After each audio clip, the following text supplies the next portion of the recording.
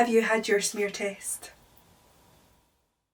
So I'd like to share this video in loving memory of Evelyn, who sadly lost her fight to cervical cancer. So I'm going to share some stories with you from some fabulous women who have been brave enough to share their stories today about their journey with cervical cancer. They have had their smear test and it has most definitely saved their life. Hi, my name's Joanne. I'm 34 years old. I'm from a village called Cleland in Scotland and I have 4 kids, 2 girls and 2 boys. So I was diagnosed with cervical cancer on the 24th of November 2022. Hi, my name's Catherine Murphy. I'm from Shotts and I'm 35 years old. I was first diagnosed with vein 2 about 6 years ago. Hi, I'm Emma. I'm 31 and I'm from Uddingston in Scotland. I was diagnosed with cervical cancer in 2020. Hi, I'm Rachel. I'm 31. I'm a mum to my nearly 4-year-old daughter. I'm from Shotts, North Lanarkshire, and I was diagnosed with CIN3, which is high-grade precancerous cells, in September 2022.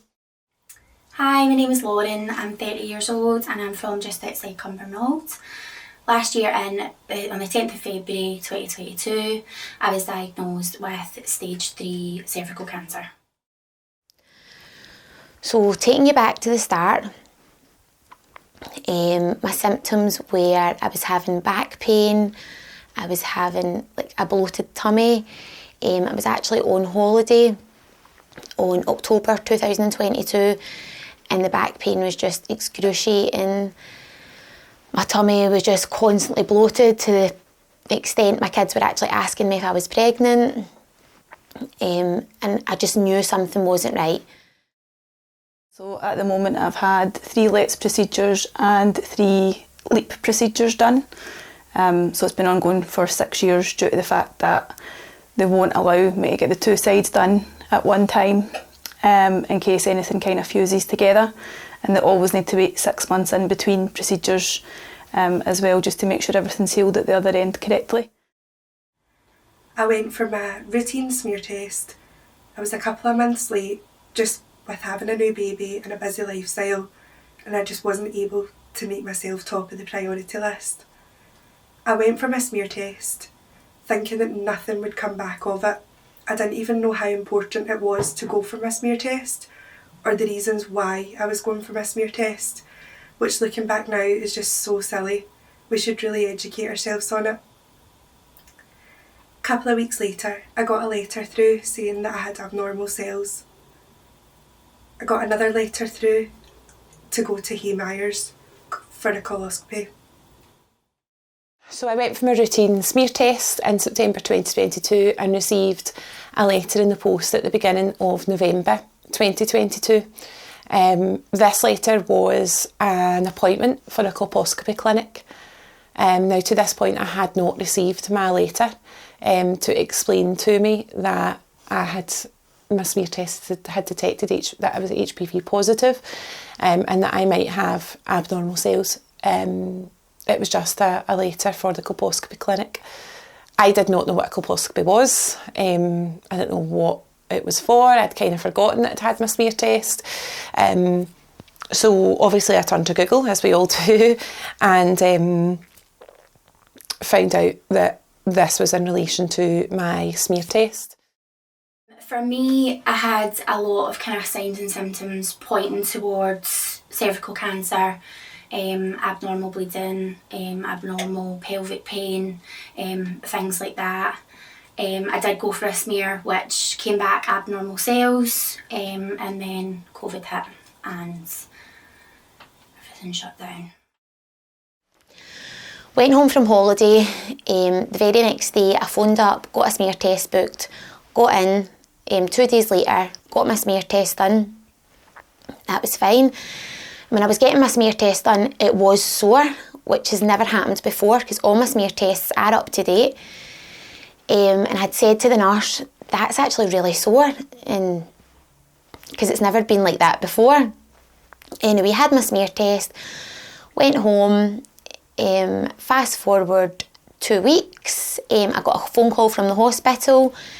It was a receptionist of a consultant, and she said, "Can you come into hospital tomorrow morning?" Blah, blah, blah. Wasn't really listening to what she was saying. It was like, right, I need to be in hospital tomorrow morning. So that was fine. I actually thought it was to do with a bladder issue I'd had a year previous to this. So it goes down to hospital the next morning, goes into the room, and they sat down, the consultant started speaking about my smear results. So I said, "I don't know my smear results, like I've not had a letter," like, and she was like, "Yeah, I know, but I've got your smear results and you've tested your high grade for HPV." And I was like, "What?" A bit confused. Anyway, she said, "I need to do a colposcopy today and possibly need to take biopsies." So gets the colposcopy done. There's 2 nurses standing at either end of me. Definitely was not listening to the chat they were giving me, as in you just are like, "What is wrong with me? You definitely have it in your head. I've got cancer." She started using the word tumour. It was freaking me out. She did say, "Right, I need to do biopsies." That was fine. Done the biopsies, left the room, went home in tears. Well, got to my car in the car park. Had a mental breakdown in my car because I definitely thought I had cancer. I kind of knew I did.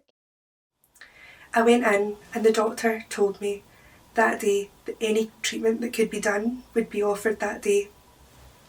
So we went through to another room and the coloscopy started. And I suddenly felt the mood in the room change. And the nurses were just having a chat with me, trying to keep me at ease. And the next thing, the doctor had asked if she could take some biopsies. And I started to wonder to myself, why would I not be getting the treatment for precancerous cells? I've heard so many girls have so many different things.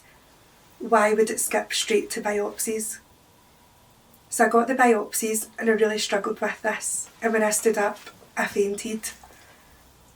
I had to get myself together and go back out to my car and get back on with life. I've got 3 young children, so I had nurseries, school runs, activities, clubs, places that I needed to be.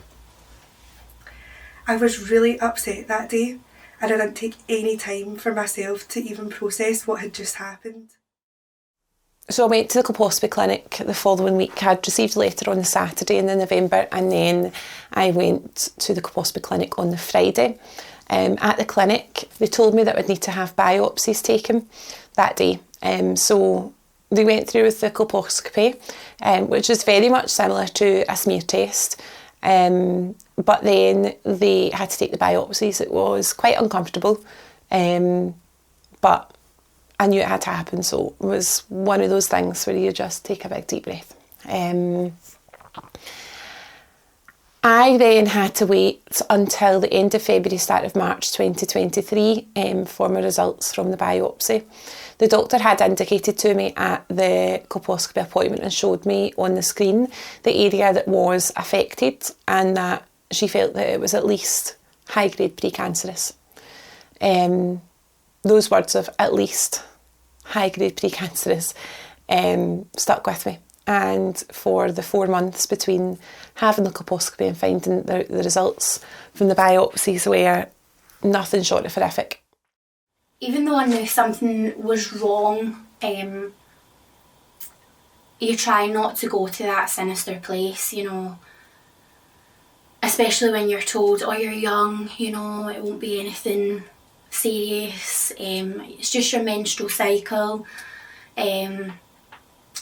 You know, you try not to go into that place in your head, but the reality is this can happen, and it does happen to people like me. Straight on my phone, I was like, I need to phone a private doctor, I need to see someone else today, I need to know what's wrong with me today. Phoned up a private hospital, spoke to someone. They said, "We can get you, the quickest we can get you is to see a gynaecologist in Stirling in 2 days." I said, "That's fine, I'll be there in 2 days, Stirling, don't care, I'll go anywhere that I need to go." Went to Stirling, went into the Stirling hospital, went and seen the gynaecologist. He done what he had to do. He actually said to me The doctor that had done my biopsies, he said, I actually trained her, she's a really good consultant. Done what he had to do, and he said, you've got absolutely nothing to worry about, you do not have cervical cancer. You don't have cancer, there's nothing to worry about. Literally skipped out that appointment, went home, was so happy, had the music on in my car, I was delighted, phoned my mum, phoned my best friend, like, it was great. Goes home, just continued with my life as normal. Just under 2 weeks, I got another phone call from the hospital where I'd got the consultant, I had done my biopsies. She said, can you come in tomorrow and bring somebody with you? And I was like, right. I was like, yeah, I'll come in tomorrow. I was thinking, why did you tell me to bring someone with me? Like, I'm fine. I've been told of this private doctor. I'm totally fine. I don't have cancer. So I goes in the next morning. I didn't take someone with me because I thought, I don't need to take someone with me. Like, I'm all right. But I'm telling you on the phone, you do have to take someone. It does trigger something. You're like, So goes in, gets to the hospital, goes in the door to see the consultant, and she said to me, I told my receptionist to tell you to bring someone. And I said, and she went to get up off her chair, obviously, to go and see her receptionist. And I said, listen, she did tell me to bring someone, but I chose not to. So I sat down and I just knew within 2 seconds. She took her glasses off, she sat them on the table, and she said to me, it's not good news, you have cervical cancer. Oh my God. Skip on again, another week or so, and I was asked to go back into the hospital to speak with the doctor. When I went in to the surgery room, I sat down and there was 2 doctors there, and I just knew at that point that it was not going to be good. They told me I had cervical cancer. I remember the room spinning just like it does in a movie, and I couldn't hear anything. And I just cried and I screamed and I asked her to just save my life for my kids. I didn't even think about myself. I was just so worried that I had brought these 3 amazing little humans into the world, and I wanted to give them the best life, and I was going to die, and that was going to be their childhood. Being told you have stage 3 cancer is devastating, especially when you are so. It's okay.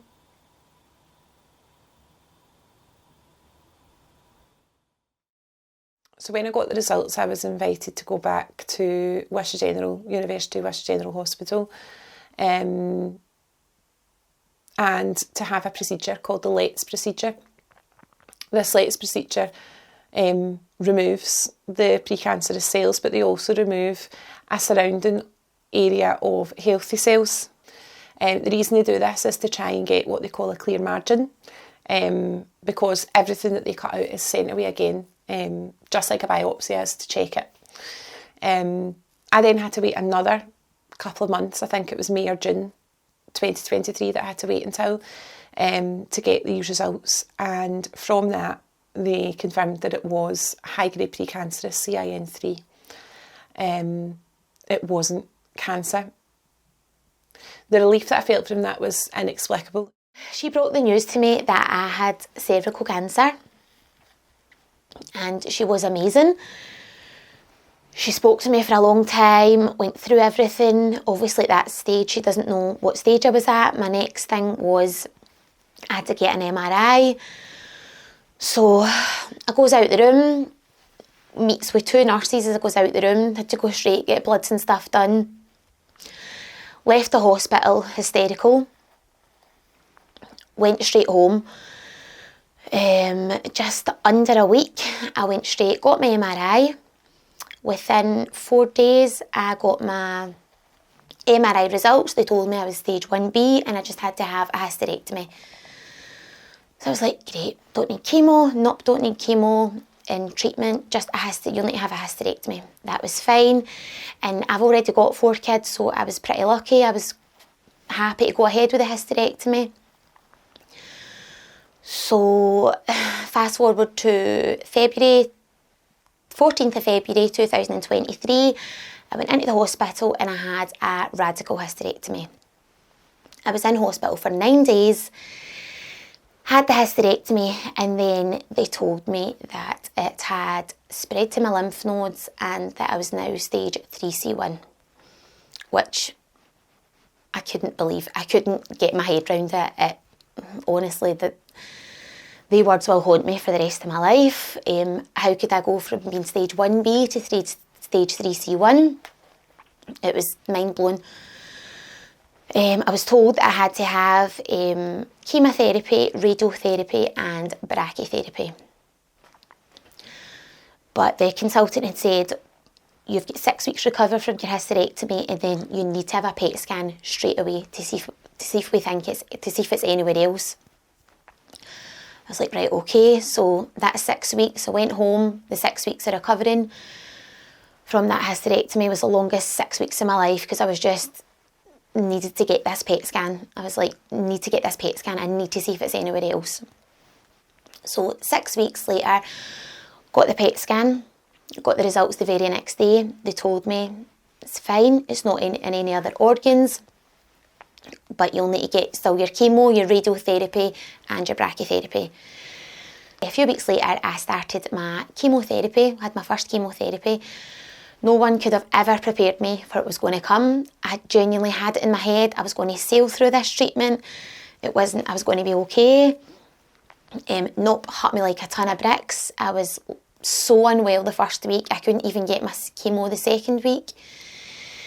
So I got 6 rounds of chemotherapy, I got 25 rounds of radiotherapy, and then went on to do my brachytherapy. Eventually it ended with a total hysterectomy, which was quite an easy decision to make because I had 3 children, but I did want to go on and have more children, but I just had to make the right choices for the 3 kids that I've got. I just needed their mummy to be here. It's affected my life quite massively, considering I'm still trying to have a baby, and it's also due to other health conditions I need to go for IVF. So it's actually stopping the next process and me being able to do my last round of IVF as well, because they won't allow me to go ahead until everything's cleared up and I've got one official clear smear. The reason I'm wanting to raise awareness is because I've got 5 younger nieces, and if I had waited, I was one of the lucky ones, that I actually managed to get smeared every year due to other health conditions. Had I not been in that position, we may have been at a further diagnosis before it was actually brought to light that I had anything ongoing and underlying. I don't want any of my nieces to go through the same kind of thing, and having to wait any longer to be able to get a smear done. I don't know why. Obviously, I'm so unbelievably grateful to still be here, but I do need to be honest with the reality and how the aftermath of everything that's happened and how cervical cancer treatment affects you. It's a life that the minute I was diagnosed, it's a life that completely changed. It went in a direction that I never thought it would. Being told after treatment that, I was now infertile and I had never had that opportunity to start a family before then, and now that opportunity was taken away. The reality of that, it was tough.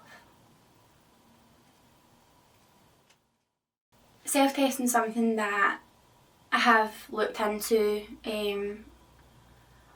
and I think it would be a really valuable resource in screening, not to, overtake the smear test as such, but to be an additional resource that those with a cervix can use for those signs of early detection, it's really, really important. Cervical cancer can be prevented, it can be caught early, as long as these measures are in place. And for the smear test to be put up to start at age 25, I think is something that I can't really understand. The legal age of consent in the UK is 16 years old. So why then are those with the cervix not being smeared until they're 25? The minute you start becoming sexually active, it increases your risk of HPV, which then increases your risks drastically of developing cervical cancer. As a teacher, I work with lots of children and young people with neurodevelopmental needs, lots of children who are neurodiverse, and find anything to do with medical procedures very difficult to understand, very difficult to process. There's lots of sensory issues surrounding lots of this, and to think of myself who's neurotypical, the stress that and the stress and trauma that must put a neurodiverse person through is hard to imagine. Having something like at-home testing for the neurodiverse sector of our society, I think would make a huge difference. So I definitely think the home testing is a great idea, and for someone that can do the home testing in the comfort of their own home, I mean, there's all different people out there, and I just think it would be amazing. I just think it would be, cervical cancer is such a preventable cancer. We should be getting it sorted before it actually gets to the cancerous stage, so catching it before it gets to that cancerous stage, which I just don't want anybody going through what I went through, especially my two daughters, friends, the women in Scotland, everyone. Just, it's traumatic. I wouldn't wish it on anyone. I'm going to share with you Evelyn's story. Evelyn wanted to be a part of this video. Evelyn wanted to share her story, and she wanted to make a change in Scotland for the smear testing programme. They found a tumour in my cervix which measured about 5 centimetres. They sent me to the Beatson for a PET scan. From that they discovered it had spread to some of my lymph nodes. So from this I had combined chemotherapy. I had 3 doses of that through a drip at the Beatson before I had to get my bloods done to check I was okay to proceed. This was the chemo that causes the hair loss, but they do offer a cooling cap to help to stop it. I was allowed someone with me at each appointment. They sat me in a chair and hooked me up and monitored me continuously. I just felt really sleepy when I was getting it, and really emotional because I was finally beginning my fight. After every session, I mainly felt tired. They give you a lot of tablets to fight the sickness. My blood count dropped before my 3rd session, so I had to have a blood transfusion. I started these chemos on the 4th of the 11th and had my last one on the 26th of the 12th. In January, I got more scans and got my dates through for my chemotherapy, radiotherapy and brachytherapy. I started more treatment late January. Monday I had chemo in the morning, then downstairs for radiotherapy, Tuesday and Wednesday and Thursday. I just had radiotherapy, and on a Friday I had clinic, bloods and radiotherapy. They saw me at clinic every week to discuss the side effects and take bloods. I had to have another blood transfusion because my red blood cells were low. At the end of February I had my first brachytherapy. This was internal radiotherapy, and they put me to sleep to do what they needed to do. I had 4 sessions of that. All in all, I had 8 chemo sessions, 25 radiotherapy sessions, and 4 brachytherapy sessions. More scans and bloods than I can remember. I felt looked after the whole time, and trusted the people working around me. But by Christ, it was so scary. I was so tired, but I decided not to waste my energy crying or being angry. I tried to channel everything into fighting, doing what I was told, staying positive. I joined some online groups because I didn't want to be a burden on my family with my fears and questions. I suppose I tried to protect them as much as I could because they were so upset. So I poured my heart out to strangers online, and you know what? It helped because everyone had been there and they understood. On the 12th of June, I got the news that the cancer had gone and the treatment had worked, and that was a sweet moment.